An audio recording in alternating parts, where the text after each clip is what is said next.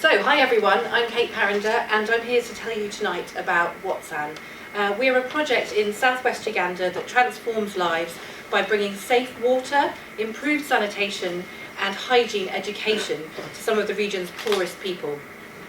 So firstly, thanks to the Funding Network and to Goodman Derrick for hosting us here tonight and giving us the opportunity to pitch for this funding.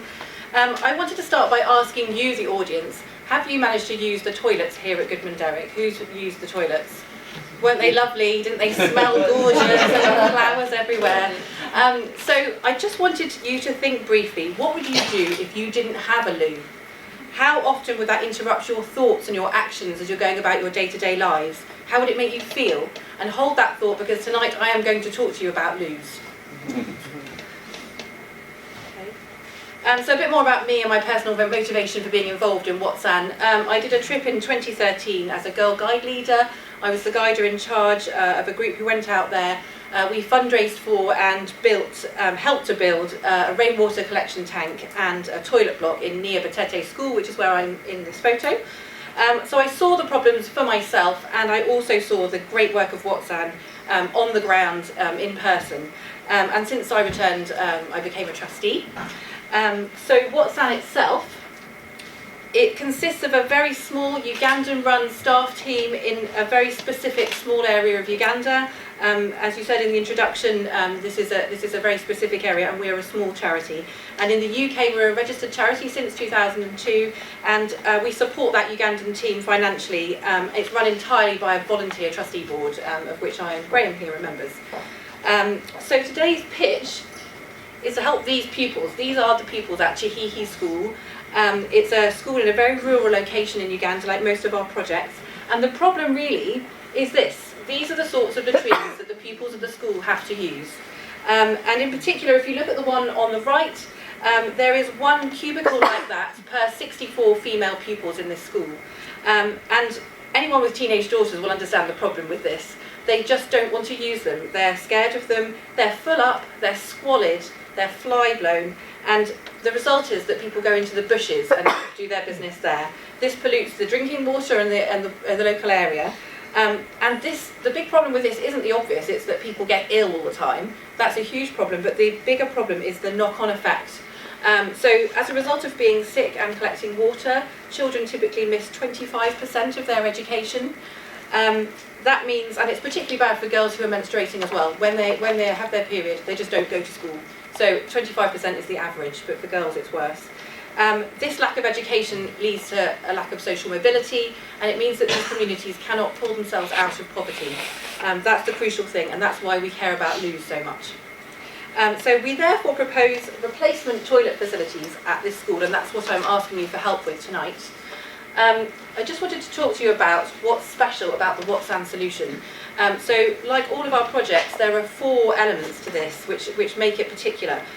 Local ownership. So we get buy-in from the local community right from the start, and we hand the project over to them at the end. It's their project, not WATSAN's. Long experience. We have the same staff working there who were trained up in the 1980s. The simple technology means that we're not littering parts of Africa with useless, well-meaning but complex and defunct technology. This is made of bricks and cement, and it's easy to maintain, so it lasts. That's really important. And finally, our holistic approach. We don't just build water and sanitation structures, which we call hardware, and I'm just going to show you some of those so you can just visualise them. So these are the things that we build. We call that hardware. But crucially, every project has a community engagement and a hygiene education component built into it, and that's really important. So I'm going to talk a bit more about that. And we call that software. There's quite quaint kind of language that is used. Examples of software, mobilisation. The community itself contributes physical labour towards the project, it contributes materials, so that they really feel that sense of ownership over the project that's been built in their area.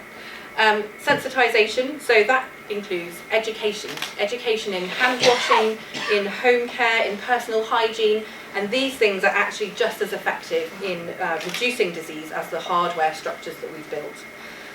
Management, so the completed facilities are handed over back to the community to an officially formed committee which receives comprehensive training in maintenance, good governance and various other things which you can ask us more about in the Q&A.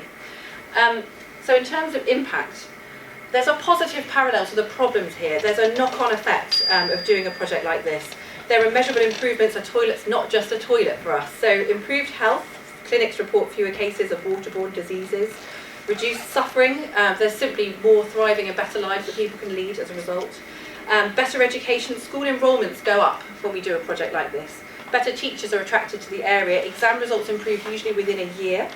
And economic growth, so more widely, where water and sanitation are provided, women in particular have time to maintain small holdings, farming, selling crafts and that kind of thing, and it lifts themselves out of poverty. That's really important.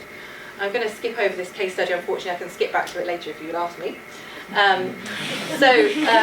Here's how you can help me today. £5,000 raised tonight would get us a toilet block like this for the girls in this secondary school. So that will serve the female pupils, and any further funds raised tonight will send us on the way towards raising another 5k for another block like this in the wider community. All of these costs are inclusive of the associated software activities required to be sustainable. And I should tell you that this is part of a much more comprehensive project involving water structures that have already been fundraised for and built in this school. We've already raised 16k in the UK, and a substantial amount's been raised in Uganda as well. So please do ask me about that too. And I think I'm at the end now, so thank you so much for listening, and I look forward to hearing about it.